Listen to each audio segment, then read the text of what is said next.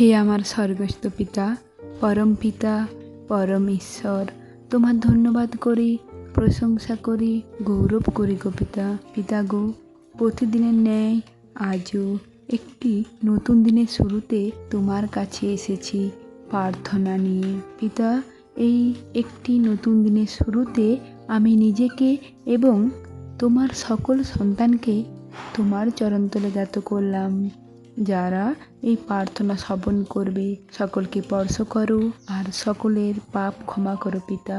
পিতা গো, আমরা নিজের জানতে অজান্তে ভুল অন্যায় পাপ করেই ফেলি। আমরা তো তোমার সন্তান, আমাদের সকল ভুল অন্যায় পাপ ক্ষমা করো, ক্ষমা করে তোমার পথে পরিচালিত করো। পিতা তো সর্বদা সন্তানের পাপ ক্ষমা করে তাকে নিজের কাছে টেনে নেয় পিতা।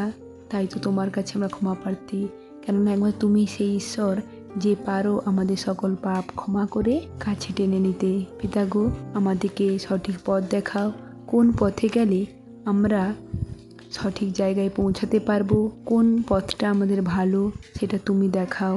তাই তোমার সকল সন্তানকে তোমার চরণতলে জ্ঞাত করে দিলাম।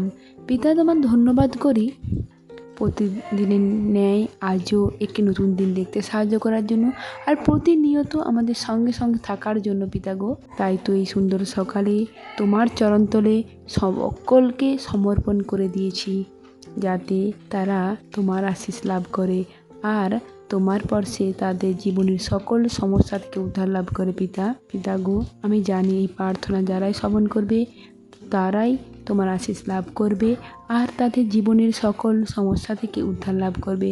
আমার বিশ্বাস, এই প্রার্থনা আমার প্রভু যিশুর নামে তোমার চরণতলে জ্ঞাত করলাম। এই প্রার্থনা আমার প্রভু যিশু গুরুর নাম হইতে চাইলাম, আমেন। এবার আসা যাক বাক্যে। রোমিও 5:3-5 পদ।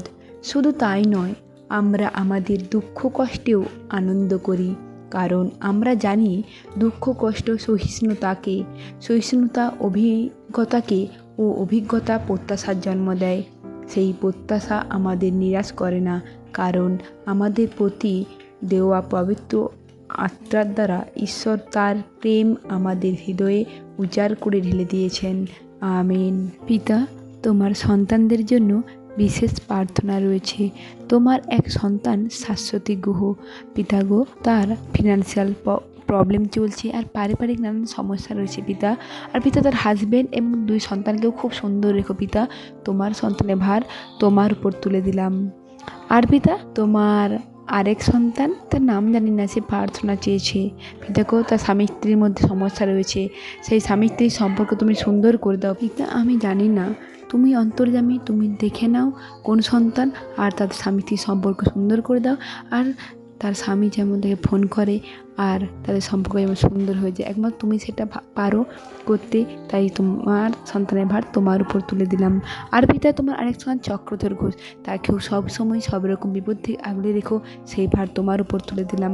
আর পিতা, তোমার আরেক সন্তান মমতা গোড়াই, তাকেও সবসময় সব রকম বিপদ সুন্দর রেখো, তার সমস্ত শারীরিক প্রবলেম সমস্যা তুমি তোমার যিশু নামে স্পর্শ করে পিতা গো, তার জীবন সুন্দর করো পিতা, তার রোগ মুক্ত করো, তাকে সম্পূর্ণ সুস্থ দান করো পিতা।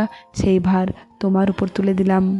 এই প্রার্থনা আমার প্রভু যিশু গুরুর নাম হইতে চাইলাম, আমেন।